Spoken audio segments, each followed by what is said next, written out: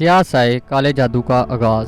جنڈال ایک قدیم گاؤں جو دنیا سے الگ تھلگ تھا، وقت کے ساتھ ساتھ بلا دیا گیا تھا۔ یہ گاؤں پہاڑوں کے درمیان چھپا ہوا تھا، جہاں دور دور تک کوئی بھی جدید تہذیب کا نشان نہیں تھا۔ یہاں کے لوگ سادہ زندگی گزارنے پر یقین رکھتے تھے اور ان کی زندگیاں ایک خاص ترتیب سے چلتی تھیں۔ وہ اپنی فصلیں خود اگاتے، مویشی پالتے اور سارا سال اپنی ضروریات کے لیے انہی وسائل پر انحصار کرتے۔ لیکن جنڈال کے بارے میں ایک عجیب بات مشہور تھی۔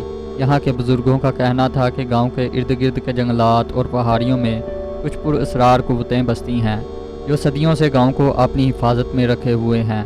گاؤں کے نوجوان میں سے ایک عمران ہمیشہ ان باتوں کو محض قصے کہانیاں سمجھتا تھا۔ وہ اپنے والد کی طرح کھیتی باڑی میں دل نہیں لگاتا تھا اور نہ ہی اس کی دلچسپی گاؤں کے سادہ معمولات میں تھی۔ وہ ہمیشہ کچھ نیا، کچھ بڑا حاصل کرنے کی جستجو میں رہتا تھا۔ اکثر وہ اپنے دوستوں کے ساتھ پہاڑوں میں گھومنے جاتا، پرانی جگہوں کی کھوج میں لگا رہتا۔ ایک دن جب موسم خوشگوار تھا اور پہاڑوں پر ہلکی ہلکی بادلوں کی تہ جمی ہوئی تھی، عمران اور اس کے دوستوں نے گہرے جنگل کی طرف جانے کا فیصلہ کیا۔ وہ جنگل تھا جس کے بارے میں کہا جاتا تھا کہ یہاں کئی صدیاں پرانی مخلوقات کا بسیرا تھا اور یہاں کے درختوں کے سائے پر پر اسرار راز چھپے تھے۔ گاؤں کے بڑے بوڑھوں نے ہمیشہ اس جگہ جانے سے منع کیا تھا، لیکن نوجوانوں کے تجسس نے انہیں روکنا ممکن نہیں تھا۔ عمران اور اس کے دوستوں نے جنگل کے اندر گہری مہم جوئی کی۔ وہاں کی فضا بوجھل تھی، درختوں کی شاخیں آپس میں الجھی ہوئی تھیں اور ہر قدم پر ایسا محسوس ہوتا جیسے کوئی انہیں دیکھ رہا ہو۔ جیسے ہی وہ جنگل کے مرکزی طرف پہنچے، ان کے سامنے ایک پراسرار اور قدیم غار نمودار ہوا۔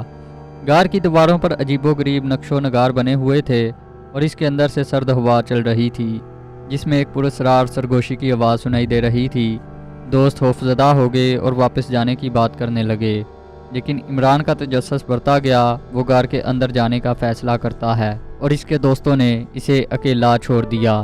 غار کے اندر کا ماحول تاریک اور سرد تھا، لیکن عمران کے دل میں خوف کی بجائے ایک عجیب سی کشش پیدا ہو رہی تھی۔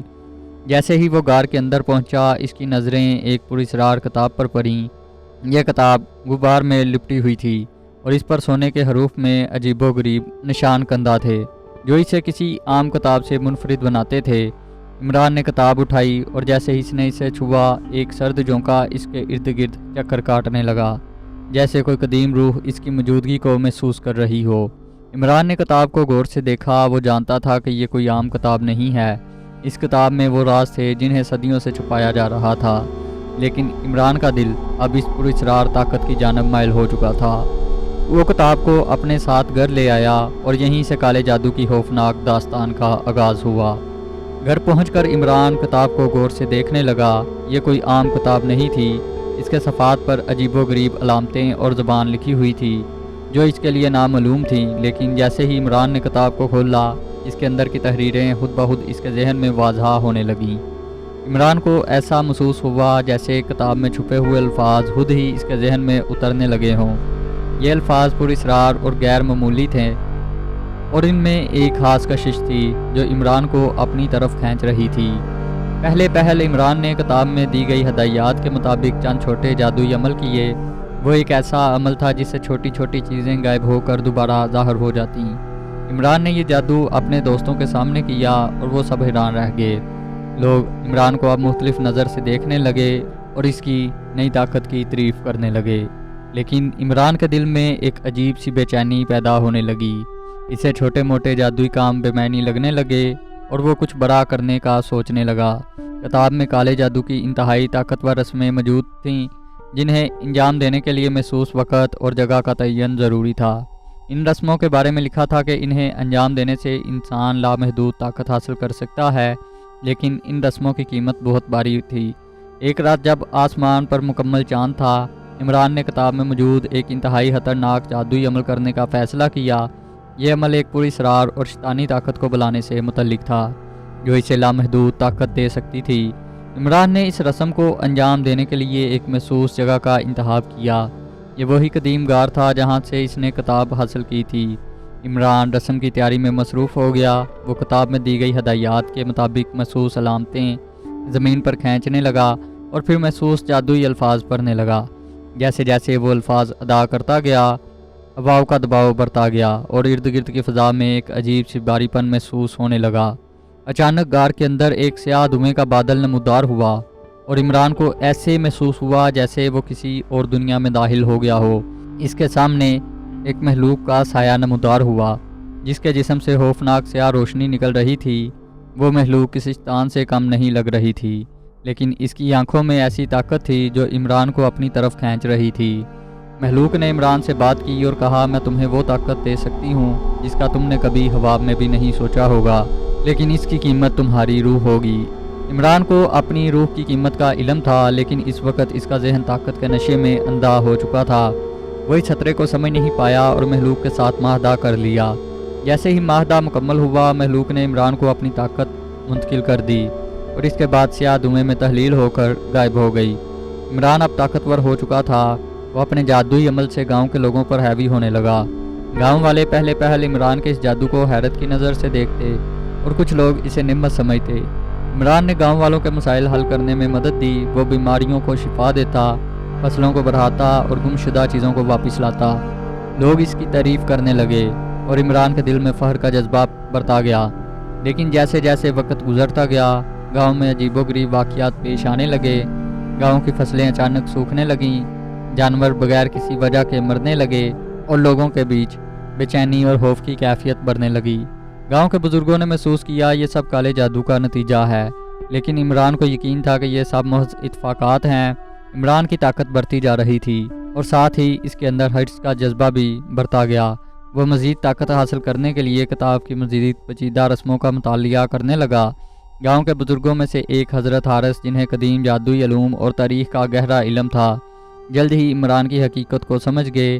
انہوں نے محسوس کیا کہ عمران نے ایک ایسی کتاب حاصل کر لی ہے جو صدیوں سے مہر بند تھی۔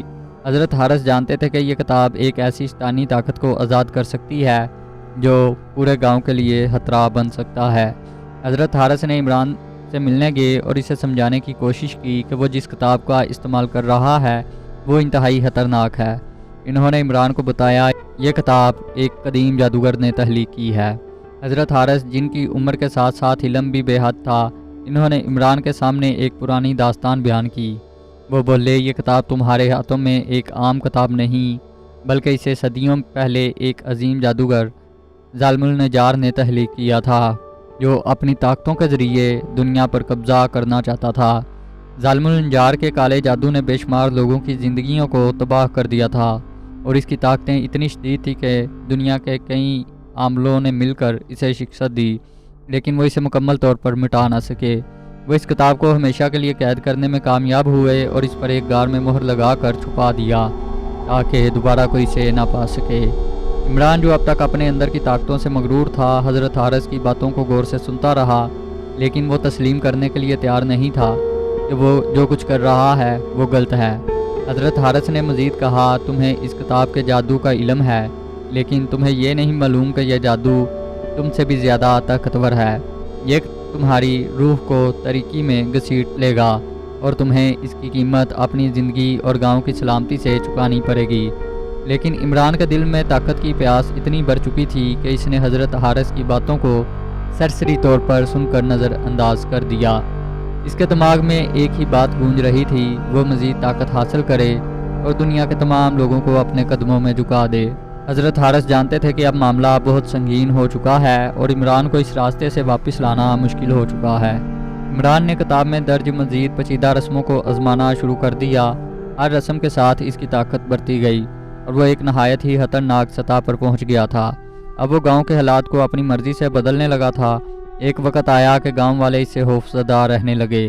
لوگوں نے محسوس کیا عمران اب وہ انسان نہیں رہا جو پہلے تھا۔ اس کے چہرے پر عجیب و غریب تبدیلیاں ظاہر ہونے لگیں اور اس کی آنکھوں میں خوفناک چمک نمودار ہو گئی۔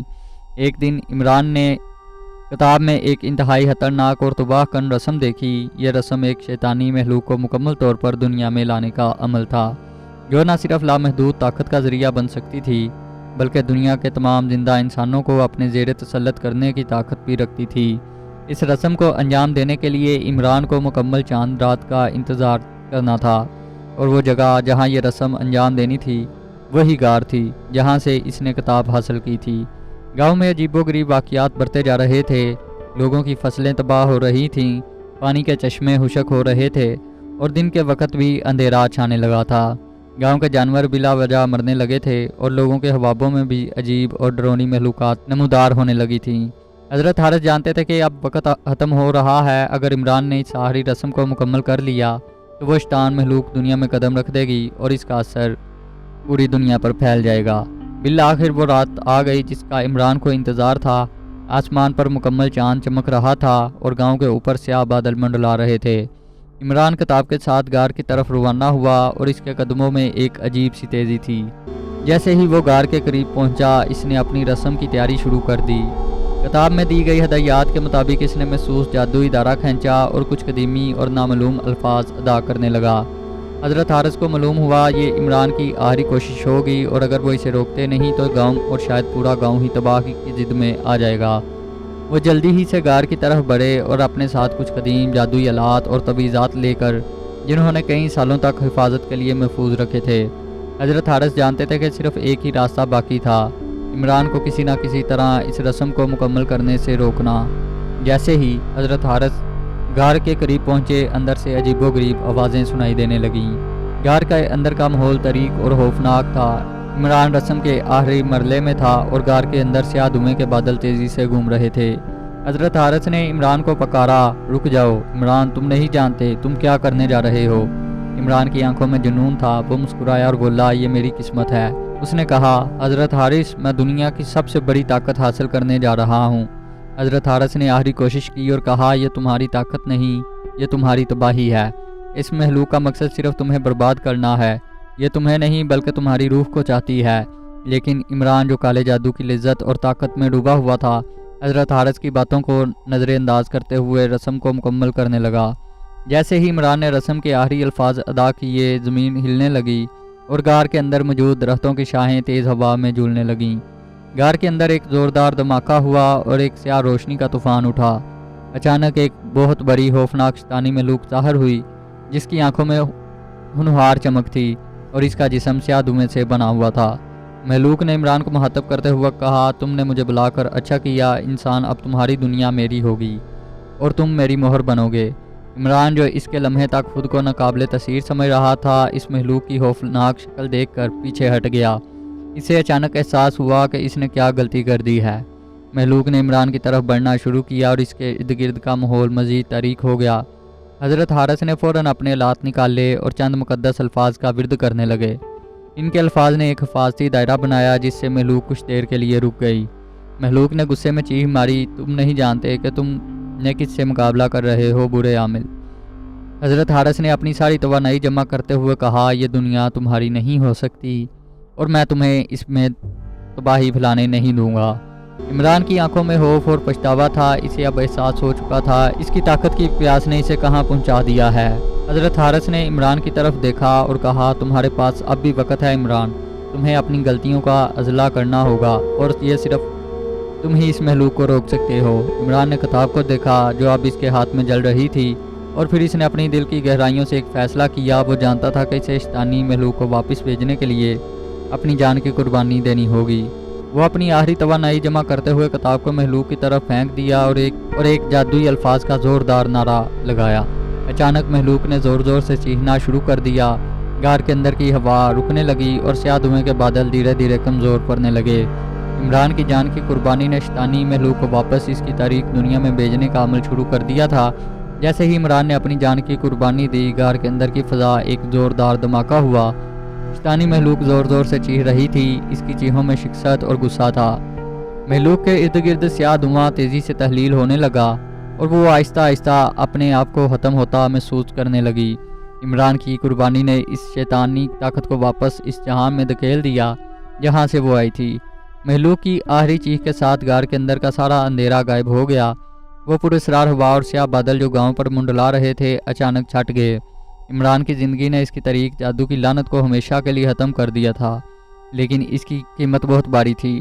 حضرت حارث نے عمران کو زمین پر گرا ہوا دیکھا۔ اس کے جسم سے جان نکل چکی تھی، لیکن اس کا چہرہ پرسکون تھا۔ وہ شخص جو ایک دفعہ طاقت اور جادو کے نشے میں مبتلا تھا، اب اپنی آخری قربانی دے کر گاؤں اور شاید پوری دنیا کو ایک عظیم تباہی سے بچا چکا تھا۔ حضرت حارث غمگین لیکن مطمئن عمران کے بے جان جسم کے پاس بیٹھ گئے۔ انہوں نے ایک دعا کی اور آسمان کی طرف دیکھ کر کہا، تم نے اپنے گناہوں کا کفارہ ادا کر دیا، عمران اللہ تمہیں معاف کرے۔ جیسے ہی شیطانی مخلوق غائب ہوئی اور غار میں خاموشی چھا گئی، گاؤں کے حالات میں حیرت انگیز تبدیلی آنے لگیں۔ وہ فصلیں جو سوکھ چکی تھیں دوبارہ ہری ہونے لگیں، خشک چشمے دوبارہ پانی سے بھرنے لگے اور جانوروں میں زندگی کی توانائی لوٹ آئی۔ لوگوں کے دلوں کے اندر سے خوف کی چادر اتر گئی اور وہ دوبارہ اپنی روزمرہ کی زندگی میں مصروف ہو گئے۔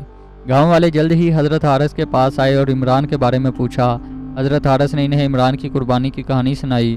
گاؤں کے لوگ جو پہلے عمران سے ڈرتے تھے اب اس کی عظیم قربانی پر افسردہ اور ممنون ہو گئے۔ انہوں نے اسے ایک ہیرو کے طور پر یاد رکھا جس نے اپنی جان دے کر گاؤں اور دنیا کو ایک شیطانی طاقت سے بچا لیا تھا۔ گاؤں میں عمران کے لیے ایک یادگار تعمیر کی گئی تاکہ آنے والی نسلیں اس کی کہانی سے سبق سیکھ سکیں۔ لوگوں کو ہمیشہ یہ یاد دلایا گیا کہ طاقت کی خواہش کتنی خطرناک ہو سکتی ہے، اگر اسے قابو نہ کیا جائے تو یہ تباہی کا باعث بن سکتی ہے۔ حضرت حارث نے گاؤں والوں کو اکٹھا کیا اور ایک اہم پیغام دیا۔ انہوں نے کہا، یہ واقعہ ہمیں یہ سکھاتا ہے کہ کالے جادو اور طاقت کی لالچ ہمیشہ بربادی کی طرف لے جاتی ہے۔ ہمیں اللہ پر بھروسہ کرنا چاہیے اور ایسی پراسرار اور خطرناک طاقتوں سے بچنا چاہیے جن کا علم اور مقصد ہمارے بس میں نہیں ہوتا۔ جو کچھ عمران کے ساتھ ہوا وہ ایک بڑی نصیحت ہے۔ حضرت حارث نے عمران کی کتاب کو ہمیشہ کے لیے مہر بند کر دیا اور اسے ایسی جگہ چھپا دیا جہاں کوئی بھی دوبارہ اس تک نہ پہنچ سکے۔ انہوں نے گاؤں کے نوجوانوں کو اس بات کی تاکید کی کہ وہ علم کی تلاش میں ضرور آگے بڑھیں لیکن کبھی بھی ایسی طاقتوں کے پیچھے نہ جائیں جنہیں وہ مکمل طور پر سمجھ نہ سکیں۔ کچھ ماہ بعد گاؤں نے ایک نئی زندگی کا آغاز کیا۔ عمران کی قربانی نے انہیں ایک نئی راہ دکھائی تھی اور لوگ اب اپنے کاموں میں مشغول ہو گئے تھے۔ گاؤں کے لوگ حضرت حارث کی رہنمائی میں رہتے اور وہ ہمیشہ انہیں ایمان اور نیکی کی طرف بلاتے۔ گاؤں کا نام وقت کے ساتھ ساتھ پھیلتا گیا اور لوگ دور دور سے اس جگہ کی کہانی سننے آتے تھے۔ جنڈال کو اب ایک ایسی گاؤں کے طور پر جانا جانے لگا جو تاریکی کی گرفت سے نکل آیا تھا، اور یوں عمران کی قربانی ہمیشہ کے لیے ایک مثال بن گئی کہ کبھی بھی لالچ یا کالے جادو کی طاقتوں کے سامنے سر نہیں جھکانا چاہیے۔ اس کی داستان نسل در نسل سنائی جاتی رہی اور گاؤں نے ہمیشہ امن، ایمان اور حق کا راستہ اپنائے رکھا۔ دوستو، یہ ایک کہانی تھی جو ہمیں یہ سکھاتی ہے کہ ہمیں ہمیشہ سچ کے ساتھ کھڑے رہنا چاہیے، اپنے ایمان اور زندگی کی حفاظت کرنی چاہیے۔ تو دوستو، اگر آپ کو ہماری آج کی ویڈیو پسند آئی ہے تو ویڈیو کو لائک کر دیں اور چینل پر پہلی بار آئے ہیں تو چینل کو سبسکرائب کر دیں۔ اب ملتے ہیں ہم کسی نئی اور کہانی میں۔